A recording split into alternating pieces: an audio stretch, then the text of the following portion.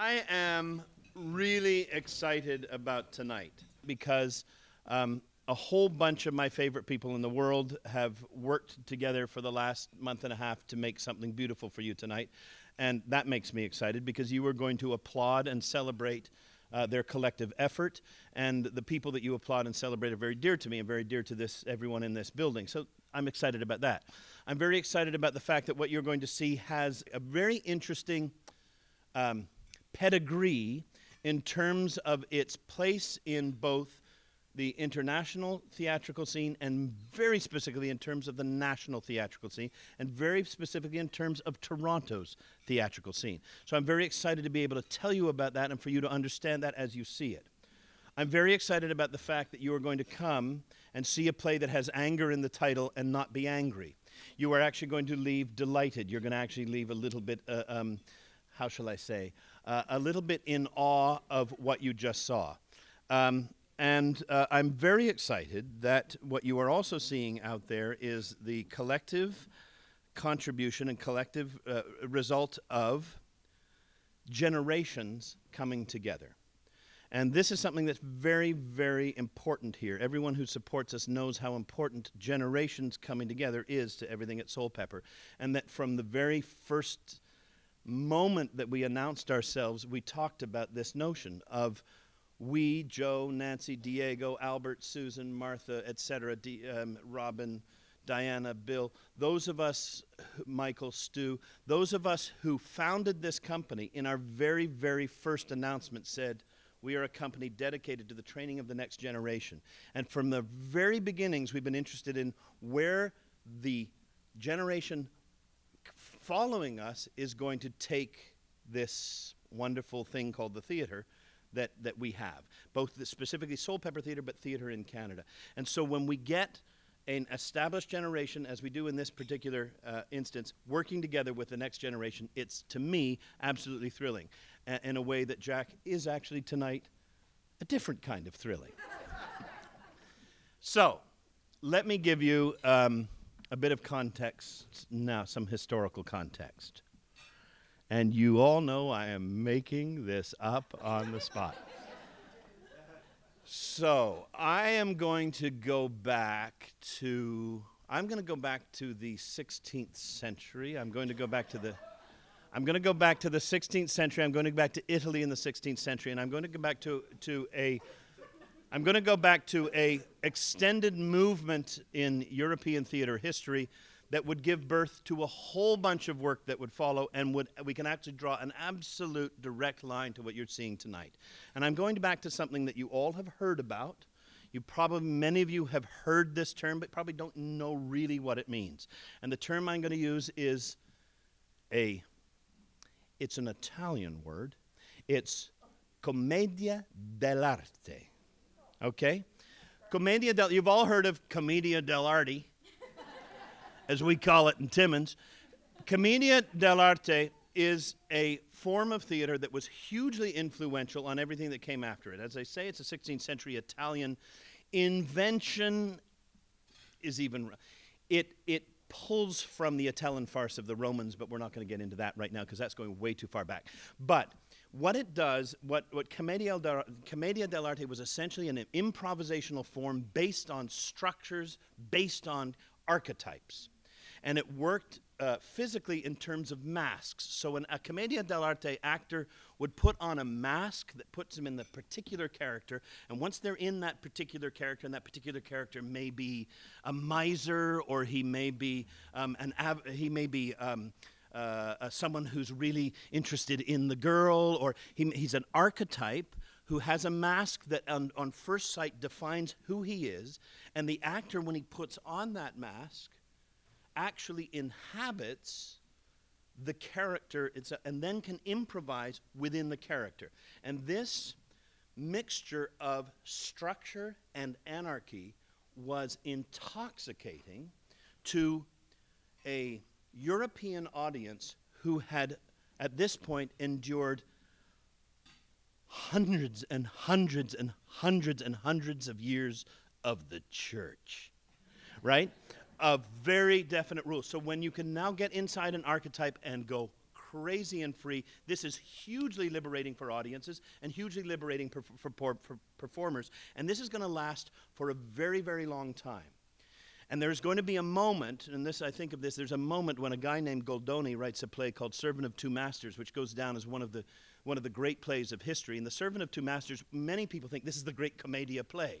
It's the great funny play of the archetypes, all that. But in fact, that play changed the world and took what was being improvised and put it into a play and wrote it down. And once it was written down, it no longer became an improvisational commedia piece. It now became literature.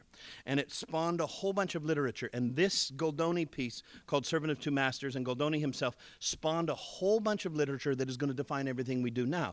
And one of the big receptors of this is going to be the French. The French are going to go crazy for this stuff. And there's going to be a cat named Molière.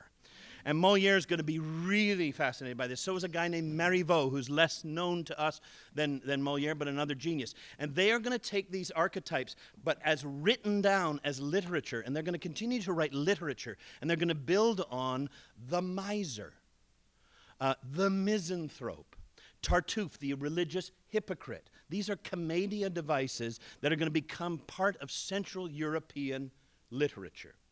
All right? And it's going to take big root in France. Now, we don't have to talk about how Catherine de Medici comes up from Italy and brings that up and takes over France, and how the Italians basically determine everything aesthetic in France. So really everything in French is Italian because the French would get really mad at us. But everything that's French is Italian. So,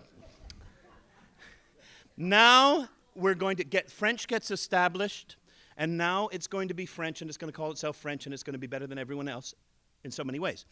Certainly an attitude. And what is going to happen is the French are going to define ways of working. And one of the things that's going to happen in the 20th century is a guy from France who dies at the age of 77 in 1999. He's born in 1921.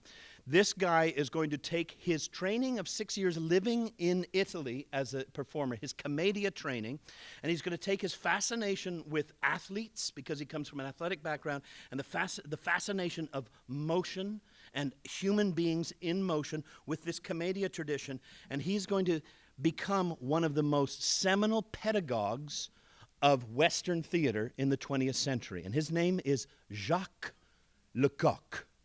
And L'École Internationale de Théâtre Jacques Lecoq is going to be arguably the most influential single school on the history of Western theater in the 20th century. And it is going to spawn extraordinary people in its own homeland. I told Robin and David they have to go see. It's going to spawn someone named Ariane Mnouchkine, who's going to become one of the great theater makers of the world at a place called Théâtre du Soleil in the outskirts of Paris. In England, it's going to spawn a guy named Simon McBurney, who's going to start a company called Théâtre de Complicité, which is going to be one of the great creation companies of the 20th century, which is currently very active. And it's going to spawn in Canada something else, which I'll get to in a second. The pedagogy in very basic terms is this. It's a physical-based theater. It's a brave kind of theater. It's a theater about about creating work, about creating stories and creating innate theatricality from ideas. But it's going to have a pedagogy that works on a couple of ideas. One is the idea of play. It's called le jeu, playfulness.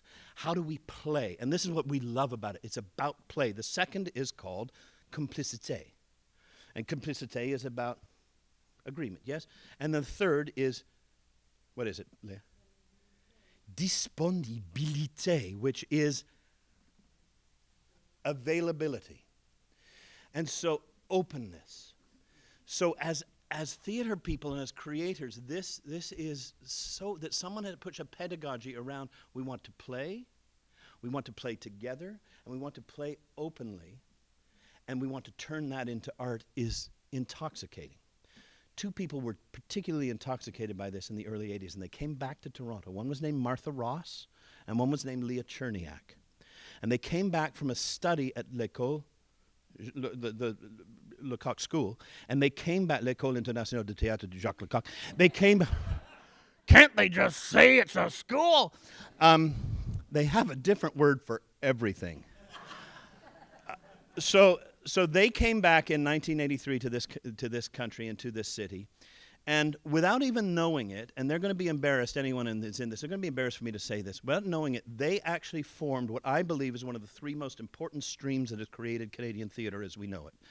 One is a theatre, an Anglophilic kind of colonial stream, which has spawned the Shaw Festival and the Stratford Festival that has great value, which is a text-based theatre that feels really comfortable to all of us Presbyterians and Anglicans that make up this country for so many years, and it's going to be very, very comfortable. The next form is going to be the movement in the 70s towards Indigenous written theatre, and we're going to see that exemplified in places, wonderful places like Theatre Passe Muraille and the Tarragon Theatre and the Factory Theatre. And the third movement that's happening in smaller spaces that is going to have a major impact on the way we make work and the kind of work we make is a company formed in 1983 by two graduates of the Lecoq School, both women, both young women who come. One is named Martha Ross, one is named Leah Cherniak, and they come and they start making work based on play and togetherness and availability, and they start drawing into their vortex all these amazing people who are going to shape the future. I'm talking about people like Oliver Dennis,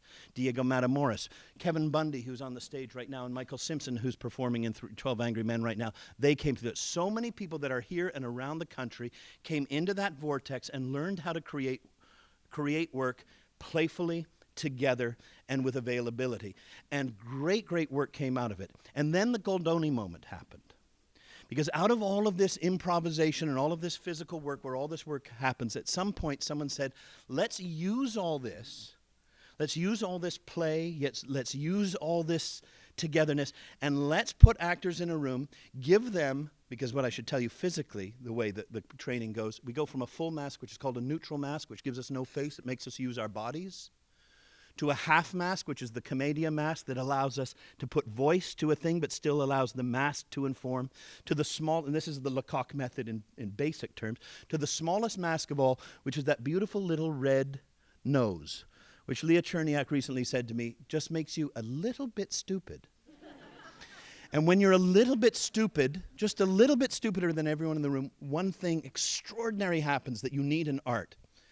And what you need in art is the connection between the audience and the performer. And the one thing that creates that, the grease for that connection, is vulnerability. If I put this on and I feel a little bit childish and a little bit stupid, suddenly the audience is in my lap. And then they are there, as you will be tonight, for me to do with what I wish. And this moment of writing it down becomes, in 1990, the anger in Ernest and Ernestine. When Leah Cherniak sits outside and her partner Martha Ross gets together with a guy named Robert Morgan, and they explore what it is to be in a relationship with a red nose. And they explore the absurdities of relationships in such a way that we're able then, that Leah and the company is able then to capture them and put them in form. And then they take the red nose away. And what you're seeing tonight are two of Leah's most extraordinary students of the Soulpepper Academy. Leah Cherniak, who came out of the Jacques Lecoq School, who wrote this work, created this work with those, who moved it from the red nose to the taking the mask off, but keeping the open relationship with the audience that you will notice. And she has been training actors in this at the Soulpepper Academy ever since. And two of her prize students, who I happen to believe are the two greatest actors of their generation in this country. And one of the reasons is because they shone in Leah Cherniak's clown class. I do believe that. Gregory Prest and Raquel Duffy are out on there on the stage tonight doing something so vulnerable and so brilliant that they could not do without the woman I'm very proud to introduce you to, one of the founders of Canadian theatre as we know it. Please welcome our associate artist, Leah Cherniak. Oh my God, Albert, that was amazing. I can't, I don't know, I can't even follow this. How he manages to encapsulate all of that is extraordinary. And I'm just a small woman from a small theater company with 100 seats in the theater, creating on over and over again 30-odd shows that come from our desire to talk about the hilarity of the human condition, our love of how we behave and how we are in the world, how we love and how we get angry and how we betray each other and how we get depressed and how we can get some level of perspective and laugh about it and and love each other a bit more because of it. Albert has this extraordinary ability to create history in 5 minutes. It's extraordinary. It's amazing, and he's brilliant at it. And I so appreciate that. I don't know. I could never have done that. And partly because I'm more comfortable in the room with the actors, trying to build and create and make what you'll see tonight. So this play was created, as Albert said, in a long time ago, and it's tonight haunted by many, many people who have done this show, including Robert Morgan and Martha Ross, and Rick Roberts and Jenny Young, and countless other young people who have attempted to embody what this relationship of anger and love is all about. So I would just say we should go in there and watch it, and you can see for yourself and see how generous they are, how generous Raquel and Gregory are on stage, and how much love they have for each other, which I think helps enormously, that they know each other and they love each other, that they can embody these two wonderful people who are basically every man, every woman, of innocent people who love each other and discover anger and what happens to them with that. So all I can say is I just hope you can open your hearts as they have opened themselves to making this piece, and be with them and love them. And let's go and watch it. This is a really, really special night. And the one thank you I didn't make earlier is this is the first of 3 in a series this year we're calling studio shows, which are shows with smaller casts and smaller spaces that allow us. It's going to be this on Friday. We're opening a show called Cowboy vs. Samurai, which is directed by Ince Choi, who wrote Kim's Convenience and came through our academy. And later in the year, our extraordinary founder, Nancy Pock, is going to do a solo show based on Colm Tobin's amazing Testament of Mary. So those are the 3 in our studio series this year. And that studio series has been supported very generously by TD Bank. So we want to thank TD for their sponsorship. We want to thank all of you for being here. I want to thank Leah Cherniak for what we're seeing tonight and for the 30 years that's brought us thus far. She's an extraordinary artist, as you will see extraordinary artists on the stage, and you're extraordinary people. Thank you. We'll see you later.